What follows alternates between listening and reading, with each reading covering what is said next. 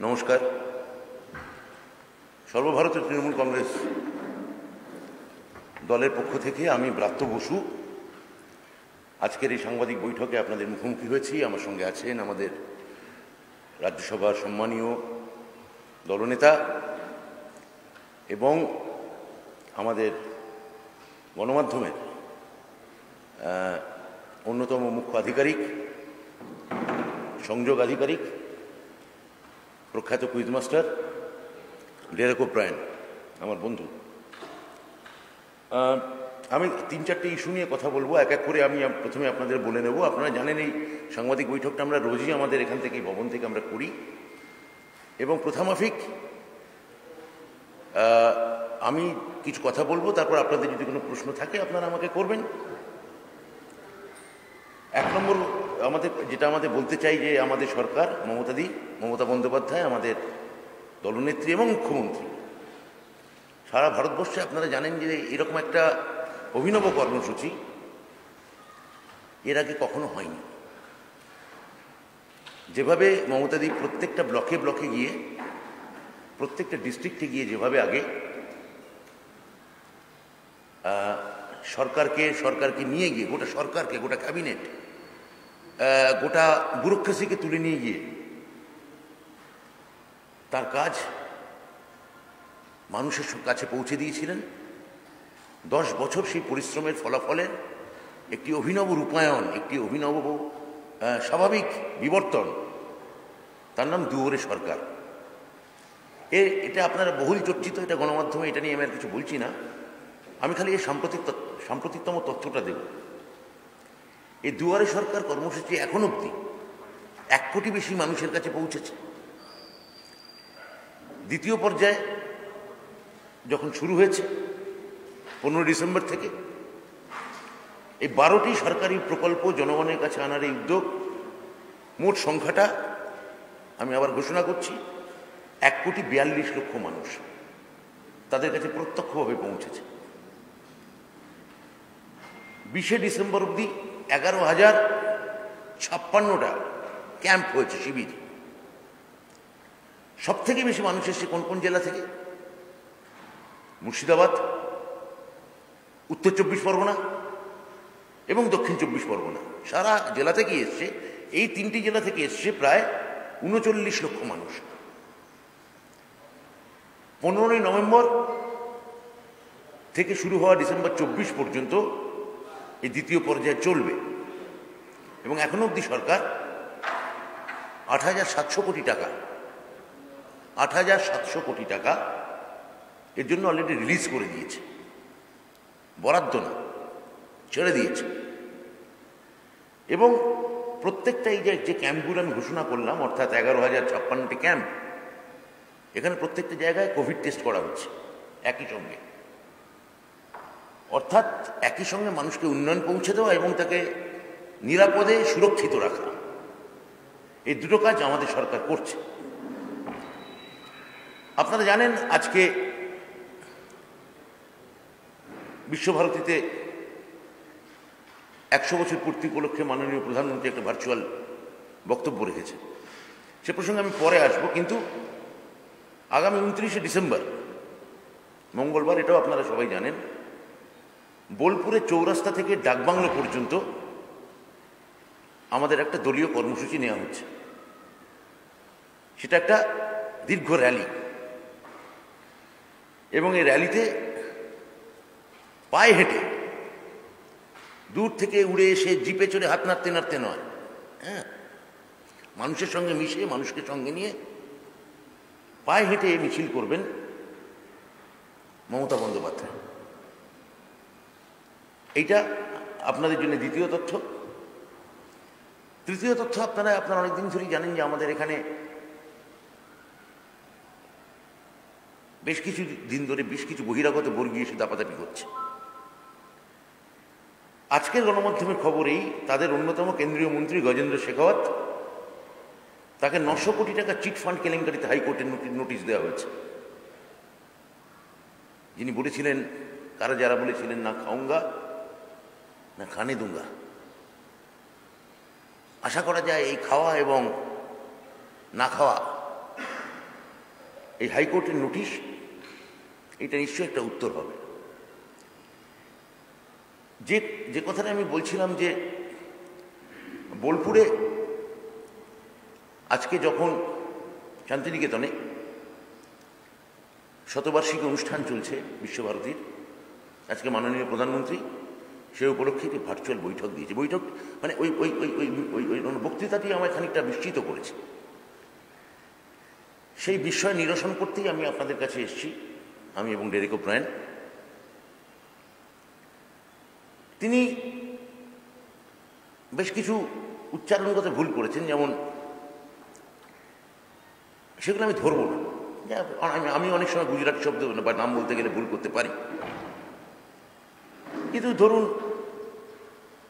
রবীন্দ্রনাথের মেজদা, যাকে তিনি আগাগোড়া বলে গেলেন বর্দা, সত্যেন্দ্রনাথ ঠাকুর, কিন্তু তিনি ছিলেন রবীন্দ্রনাথের মেজদা।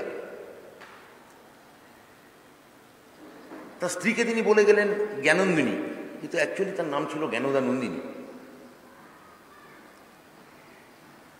এবং তিনি স্পেসিফিক্যালি উল্লেখ করলেন গুজরাটি রমণীদের থেকে। বারবার গুজরাট গুজরাট শব্দটা আজকে প্রধানমন্ত্রীর মুখে উঠে এসেছে, গুজরাট গুজরাট গুজরাট। আমি বুঝতে পারলাম না যে ভারতের প্রধানমন্ত্রী রবীন্দ্রনাথের সঙ্গে গুজরাটের যোগাযোগ বার করতে এত উৎসাহী কেন। রবীন্দ্রনাথ বিশ্বকবি। রবীন্দ্রনাথকে আমরা তো কেবলমাত্র বাংলার কবি বলে মনে করি না, তিনি তো বিশ্বকবি। তাকে একটা আঞ্চলিক জায়গায় বেঁধে ফেলা, তো সেই প্রসঙ্গে তিনি বললেন যে জ্ঞানদানন্দিনী দেবী গুজরাটি মেয়েদের থেকে কি করে শাড়ি পরতে হয়। বাঙালি রমণীরা যেমন বাঁদিকে শাড়ি ফেলে, শাড়ির আঁচল, সে ডান দিকে ফেলাটা গুজরাটি নারীদের থেকে, রমণীদের থেকে জ্ঞানদানন্দিনী নিয়েছিলেন, তুলেছিলেন। এটা সত্য, কিন্তু অর্ধ সত্য। পূর্ণ সত্য হচ্ছে এই যে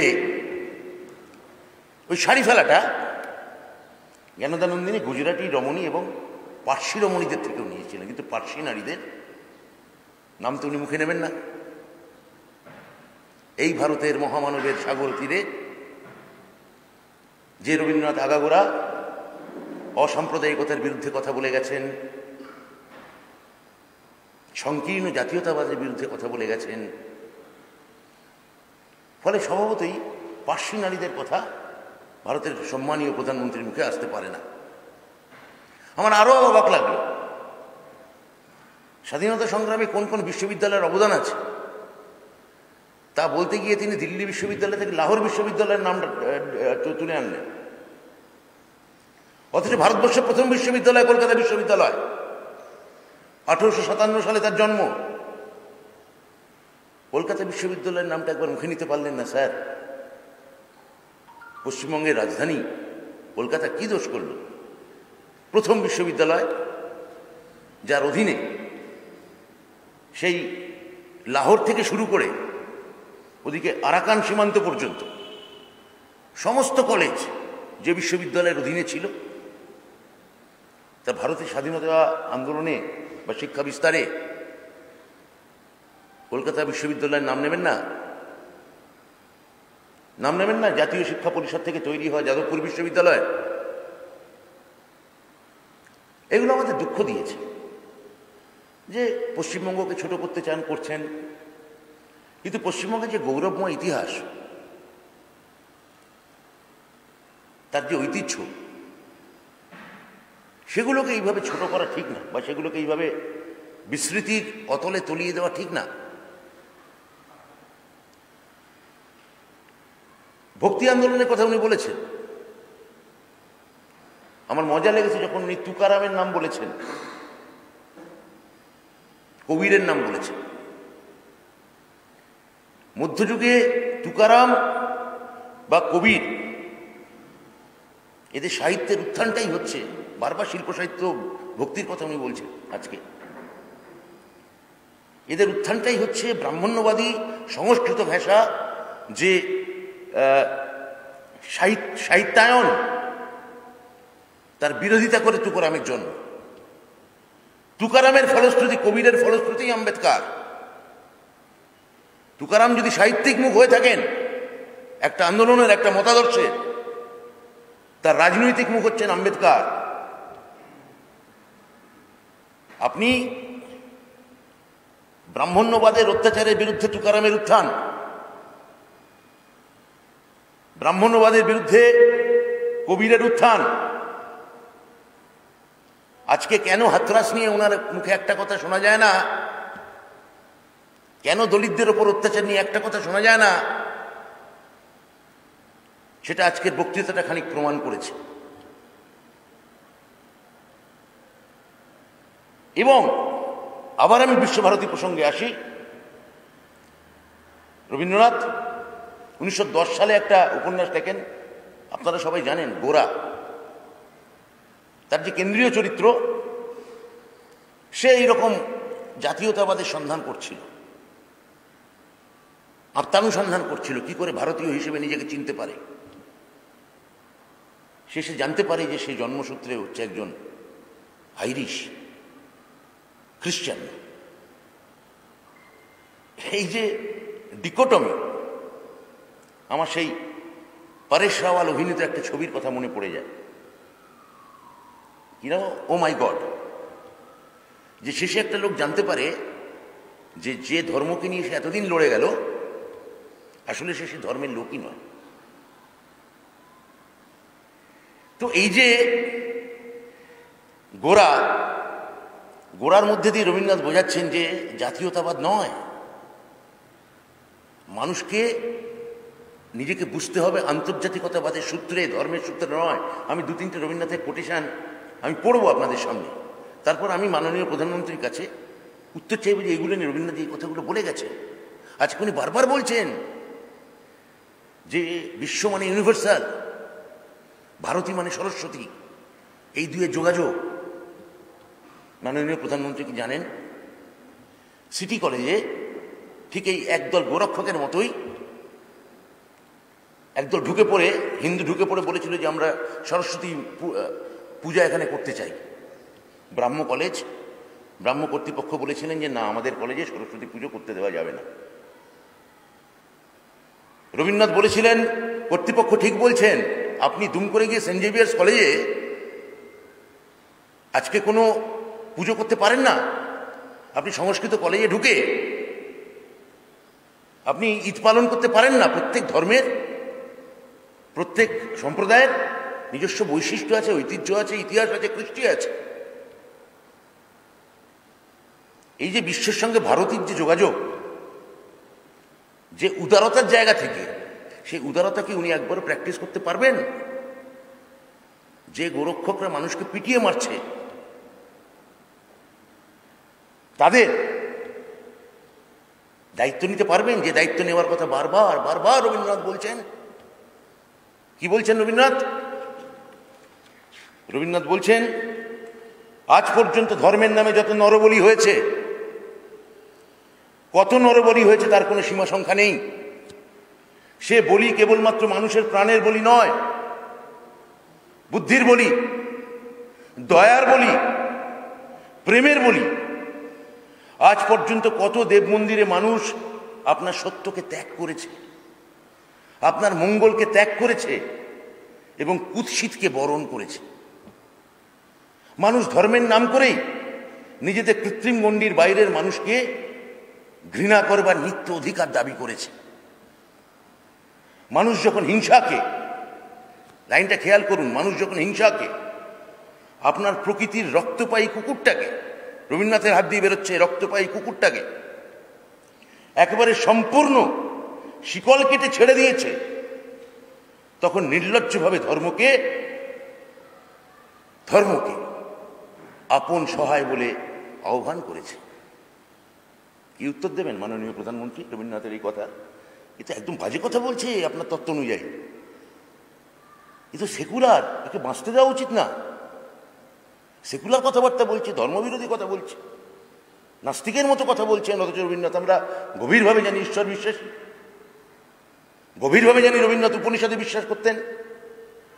যে যজুর্বেদ আজকে উদ্ধৃতি দিলেন মাননীয় প্রধানমন্ত্রী, সেই যজুর্বেদ থেকে শুরু করেই, সেই উপনিষদ থেকে শুরু করেই বিশ্বভারতীর যে স্তোত্র, যে মঙ্গল স্তোত্র, তা রচিত হয়েছে। তাহলে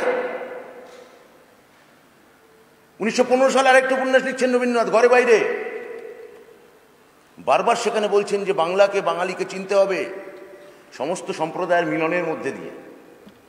রবীন্দ্রনাথের যে অল্টার ইগো ওই উপন্যাসে নিখিলেশ, সে বলছে কৃত্রিম জাতীয়তাবাদ দিয়ে সত্যকে পাওয়া যায় না। নিখিলেশ বলছেন যে ধর্মকে যদি মাতন হিসেবে দেখা হয়, যদি উন্মাদনা হিসেবে দেখা হয়, তা একটা নেশায় পরিণত হয়। দেশপ্রেম ওই রকম একটা নেশা যা মানুষের বিবেক বুদ্ধি দূর করে দেয়। সংকীর্ণ দেশপ্রেম দিয়ে দেশকে সত্যিকারে ভালোবাসতে হবে, রবীন্দ্রনাথ বারবার বলছেন। এবং সেই সত্যিকারের ভালোবাসার মধ্যে রবীন্দ্রনাথ আমাদের সূত্র দিচ্ছেন, রবীন্দ্রনাথ আমাদের ইশারা দিচ্ছেন, রবীন্দ্রনাথ আমাদের স্পষ্ট করে বলছেন যে সমস্ত সম্প্রদায়ের মানুষকে মিলে ভালোবাসতে হবে, সবাইকে নিতে হবে। যে কথা আমার নেত্রী, আমার মুখ্যমন্ত্রী মমতা বন্দ্যোপাধ্যায় বারবার বলেন এবং তাকে ওই সোশ্যাল নেটওয়ার্ক সাইটে বিজেপির আইটি সেল কুৎসিত সম্বোধনে ভূষিত করে। কেননা উনি রবীন্দ্রনাথের কথা বলেছেন। আজকে রবীন্দ্রনাথ বেঁচে থাকলে আমার ধারণা রবীন্দ্রনাথকে ওই একই কথা, কারণ মমতাদির থেকে 3 গুণ, মমতাদি যে কথাগুলো বলেন সেই একই কথা 3 গুণ জোর দিয়ে বলতেন রবীন্দ্রনাথ। হয়তো মমতাদিকে মতোই হয়তো রবীন্দ্রনাথকেও, বা রবীন্দ্রনাথের মতো যারা মানুষ ছিলেন বা মমতাদির মতো এখন যারা মানুষ আছে, তাদের এসেও আইটি সেল ওইভাবে গালাগাল দেবে। কেননা যে দেশে প্রধানত ধর্মের দিকেই মানুষকে মেলায়, অন্য কোনো বাঁধনে তাকে মারতে পারে না, সে দেশ হতভাগ্য। রবীন্দ্রনাথ বলছেন যে দেশ স্বয়ং ধর্মকে দিয়ে যে বিভেদ সৃষ্টি করে সেইটাই সকলের চেয়ে সর্বনেশে বিভেদ। মানুষ বলেই মানুষের যে মূল্য সেইটাকেই সহজ প্রীতির সঙ্গে স্বীকার করায়। মানুষ যে মানুষ সেটাকে, সেই মূল্য সেটাকেই সহজ প্রীতির সঙ্গে স্বীকার করায়। প্রকৃত ধর্মবুদ্ধি যে দেশে ধর্মই সেই বুদ্ধিকে পীড়িত করে, রাষ্ট্রিক স্বার্থ বুদ্ধি কি সে দেশকে বাঁচাতে পারে? কালান্তর প্রবন্ধের নাম হিন্দু মুসলমান, রবীন্দ্রনাথ বলছেন। তাহলে এই কথাগুলো যদি আজকে ওনার কথায় উঠে আসতো, মিলনের কথা, মৈত্রীর কথা, ভালোবাসার কথা, ঘৃণার কথা নয়, বিদ্বেষের কথা নয়। মানুষকে মানুষের মধ্যে, একটা মানুষের মধ্যে সাদা দিক থাকে, একটা মানুষের মধ্যে কালো দিক থাকে। সে কালো দিকটাকে খালি খুঁচিয়ে দেওয়া নয়, মানুষের ভেতর যে সত্য, শিব ও সুন্দর আছে তাকে উদ্বোধিত করা, সেটাই একজন প্রকৃত রাষ্ট্রনায়কের কাজ। উইনস্টন চার্চিল বলেছিলেন, একজন রাজনীতিবিদ এবং একজন রাষ্ট্রনায়কের কথা কি, পার্থক্য কি, কোথায় একজন সাধারণ রাজনীতিবিদ থেকে একজন রাষ্ট্রনায়ক আলাদা হয়ে যান? বলেছিলেন যে একজন এমনি পলিটিশিয়ান, এই আমাদের মতো অ্যাভারেজ পলিটিশিয়ান, তারা কেবলমাত্র পরের ইলেকশন নিয়ে ভাবে, পরের নির্বাচন নিয়ে ভাবে। আর একজন প্রকৃত রাষ্ট্রনায়ক পরের প্রজন্ম নিয়ে ভাবেন। আজকে এই যে দুয়ারে সরকার, এই যে 1 কোটি বেশি মানুষের কাছে পৌঁছে গেছে, 1,42,00,000 মানুষ, এই পরিকল্পনা যিনি নিয়েছেন, যিনি পৌঁছে দিতে চাইছেন, বাংলার মানুষ বিচার করবেন। তিনি কি ওই বিভেদের রাজনীতি করলেন 10 বছর ধরে? তিনি কি মানুষকে দূরে সরিয়ে দেওয়ার রাজনীতি করলেন? তিনি মানুষে বিভেদ তৈরি করার রাজনীতি করলেন না, সমস্ত মানুষকে নিয়ে চলার চেষ্টা করলেন। এই 1,42,00,000 মানুষের কাছে পৌঁছে যাওয়া যে দুয়ারে সরকার, আগামী আরো 9 কোটি মানুষের কাছে পৌঁছে যাওয়া যে দুয়ারে সরকার, আমরা সত্যি ওই রবীন্দ্রনাথের কথাই ধার করে বলতে পারি, আমি যখন তার দুয়ারে যাই ভিক্ষা পেতে চাই। আমরা সেই ভিক্ষা বনাম সাম্প্রদায়িক যে লুণ্ঠন বৃত্তি, বাংলার মানুষ বিচার করে দেখবেন আগামী দিন। আমি আপাতত এইটুকু আপনাদের বলতে পারি। নমস্কার, ধন্যবাদ। হ্যাঁ, ইনভিটেশন, হ্যাঁ, ও হ্যাঁ, সে প্রশ্ন করুন। হ্যাঁ, এইটাই হচ্ছে প্রশ্ন। এই এক্ষুনি আমাকে আমার নেতা ডেরেক ওব্রায়ান বললেন যে এটা আপনাদের জানাতে। আপনারা প্রশ্ন করেছেন, ভালোই হয়েছে। ফলে ন্যাচারালি যিনি কলকাতা বিশ্ববিদ্যালয়ের নাম মুখে নিচ্ছেন না, যিনি যাদবপুর বিশ্ববিদ্যালয়ের না মুখে নিচ্ছেন না পশ্চিমবঙ্গের বিশ্ববিদ্যালয় বলে, কখনো কি পশ্চিমবঙ্গের মুখ্যমন্ত্রীকে আমন্ত্রণ জানাতে পারে? সম্ভব? জানাননি, জানাননি, কি করা যাবে? না, জানাননি।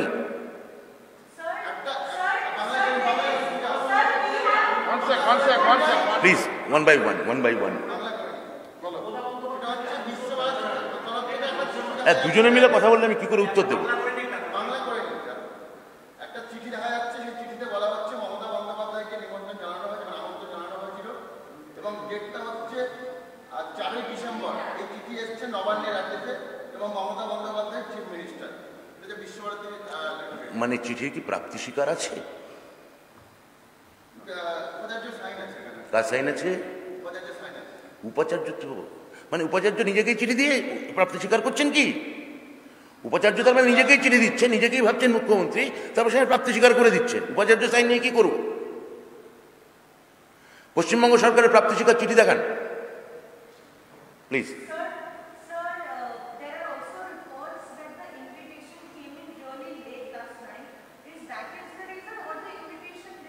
How do you know that it came to the last night? Because as far I know, there was no invitation till last 15 days. Maybe it came in the last night, but still I don't know that. But it's a decorum that if you invite somebody in your house, to invite him in the last night, is it a decorum? Is it a protocol? She is the Chief Minister of Bengal. You can't insult her in this way.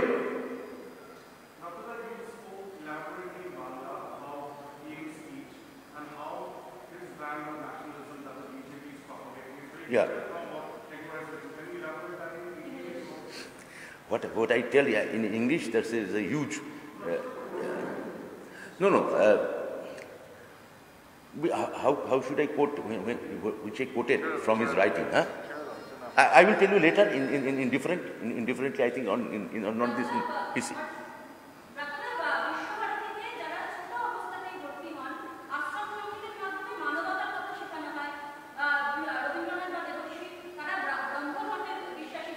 ব্রাহ্ম।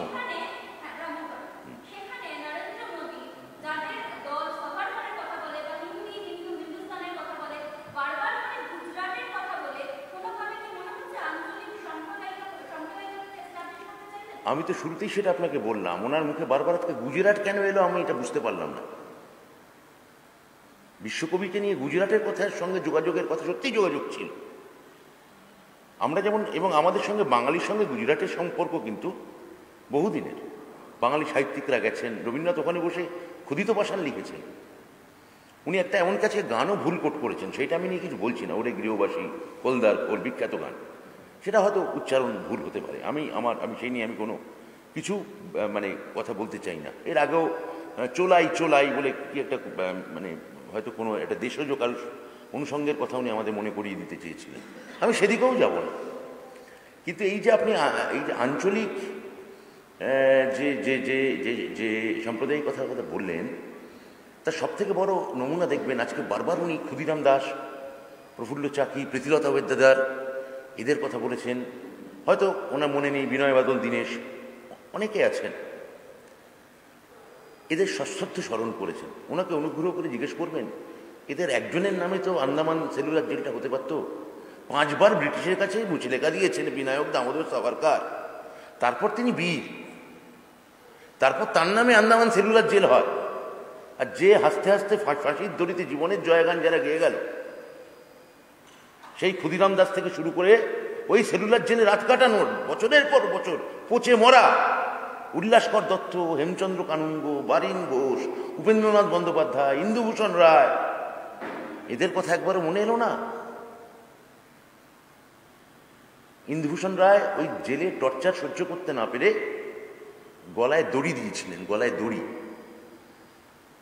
আর পাশের ছেলে বসে তখন বিনায়ক দামোদর সাভারকার ইংরেজদের কাছে ছাড়া পাওয়ার মুচলেখা দিচ্ছেন যে আমি আর কখনো ইংরেজ বিরোধী কোনো সাম্রাজ্যবাদ বিরোধী কোনো আন্দোলনে আমি থাকবো না, আমি কোনো দেশ স্বাধীনতা যুদ্ধের আন্দোলনে থাকবো না। তার নামে আন্দামান সেলুলার জেল। তার অভিনব ভারত অসাধারণ বই, আমি বলছি অসাধারণ বই অভিনব ভারত, কিন্তু সে তো আগে সে তো আগে 1897 সালের 22শে জুন বোধহয়, যখন ওই 3 ভাই চাপেকার পুনায় আয়ান র্যান্ডকে গুলি করছেন প্লেগ হওয়া নিয়ে, সেখানে সাভারকারেরও মুভমেন্ট আছে, সেখানে সাভারকার আন্দোলন করেছেন সত্য, কিন্তু তারপর আন্দামান সেলুলার জেলে যাওয়ার পর তিনি তো মুচলেখা দিয়েছেন 5 বার, একবার নয় 5 বার। তাহলে তার নামে আপনারা বাংলার এবং সর্বভারতীয় গণমাধ্যম আছেন এখানে, এটা আপনাদের স্ট্রাইক করছে না? এটা আপনাদের কিছু মনে হচ্ছে না? এটা আপনাদেরই আমাদেরই বাবা ঠাকুরদাদের কথা হচ্ছে, আমাদেরই বাপ ঠাকুরদাদের কথা হচ্ছে, তা তাকে অপমান করছে তো, সেটা কিছু মনে হচ্ছে না আপনাদের? এইটুকুই বলতে পারি।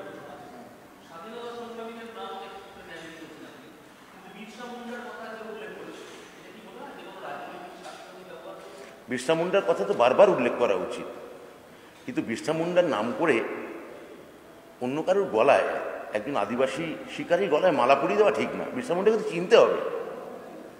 বিরসা মুন্ডাকে না চিনে বিরসা মুন্ডার নাম মুখে নিয়ে কি হবে? সে মন্দিরে দেব নাই, রবীন্দ্রনাথেরই লেখা, সে মন্দিরে দেব নাই। যে দেবতার গলায় গিয়ে মালা দিচ্ছ সে মন্দিরে দেব নাই, কেননা বিরসা মুন্ডাকে তো চেনেন না উনি।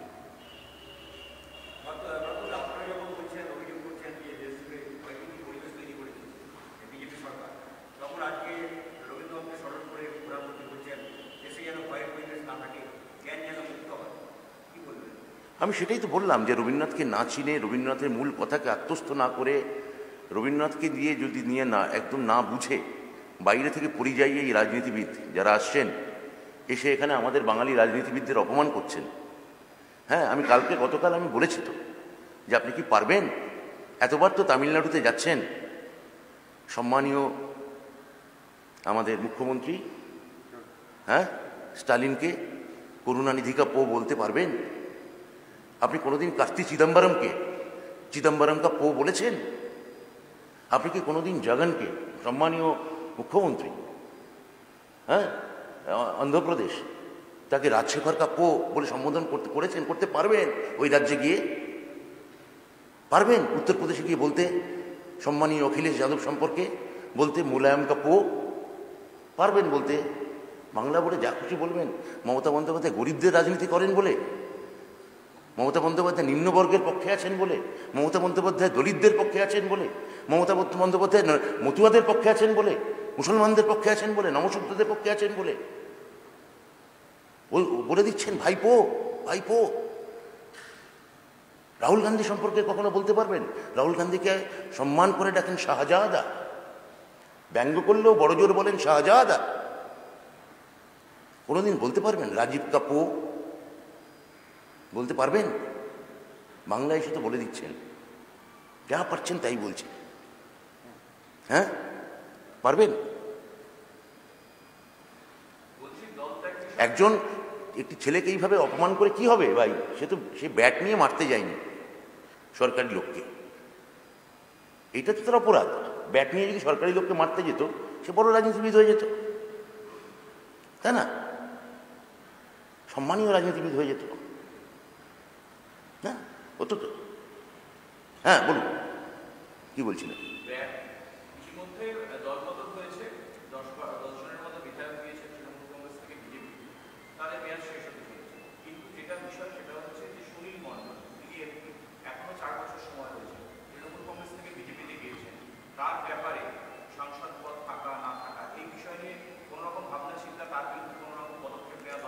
সেটা তো আমাদের পক্ষ থেকে অলরেডি জানানো হয়েছে যে এটা ডিফেকশন অ্যাক্টের আওতার মধ্যে পড়ছে। এটা নিয়ে আমাদের ভাবনা চিন্তা চলছে। তা এটা আমরা দেখবো আগামী দিনে কি হয়। এটা তো একেবারেই মানে পার্লামেন্টের বিষয়।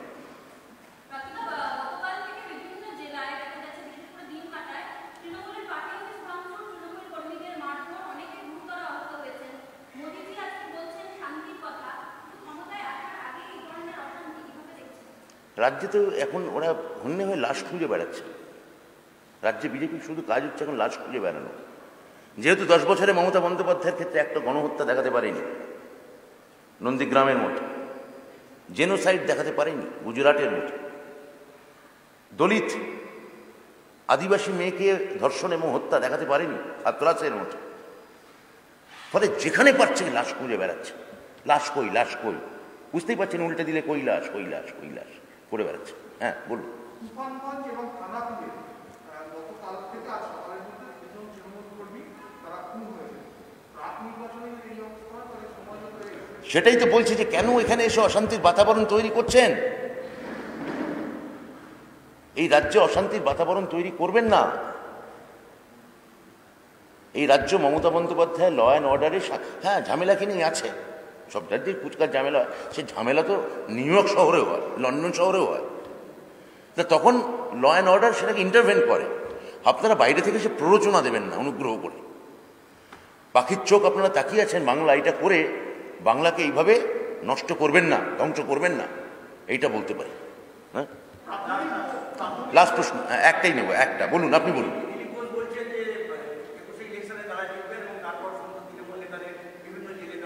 পাঠিয়ে দিন, পাঠিয়ে দেবেন। তিনি প্রথম থেকে যদি বলেন যে বদলা নেব, মাথায় টিপ করে গুলি করব, কুকুরের মতো এনকাউন্টার করব, বারবার এনকাউন্টার শব্দটা ওনার উত্তরপ্রদেশের রাজনীতিতে যেটা একদম মানে একদম লবজ রোজ ব্যবহার করা, এনকাউন্টার এনকাউন্টার, সেটা পশ্চিমবঙ্গে ওরা বারবার বলছেন। তা ওরা এই ব্যাপারটাকে এখন মানুষ ঠিক করবে তো, মানুষই ঠিক করতে দিন, মানুষও শুনছে, খালি আপনি আমি শুনছি তা না, মানুষ তো শুনছে এনকাউন্টারের কথা, দাঙ্গার কথা, বদলার কথা, মাথার টিপ করে গুলি করার কথা, গাড়ি পিষে মেরে দেওয়ার কথা, এই কথাগুলো বিজেপি নেতারা বারবার বলছেন। বলতে দিন, বলতে দিন, ইট উইল বি গুড। প্রাথমিক ভোট যে প্রাথমিক শিক্ষক নিয়োগে যে বিজ্ঞপ্তি দিয়েছিল, হাইকোর্ট সেটাকে আজকে চ্যালেঞ্জ, হাইকোর্ট সেটাকে চ্যালেঞ্জ দিয়েছে এবং উচ্চ প্রাথমিক নিয়োগের মামলা আজকে সেকেন্ড ডিভিশন বেঞ্চে গেছে। এটা নিয়ে কিছু না, এটা নিয়ে এখন আমার যেটা ব্যাপারটা যেটা সাবজুডিস, এই মুহূর্তে আমি কিছু বলছি না এটা নিয়ে। এইটা নিয়ে তো গতকাল বোধহয় পার্থদা একটা প্রেস কনফারেন্স করেছেন, পার্থদা আবার হয়তো এটা নিয়ে খুব শিগগিরই কথা বলবেন। হ্যাঁ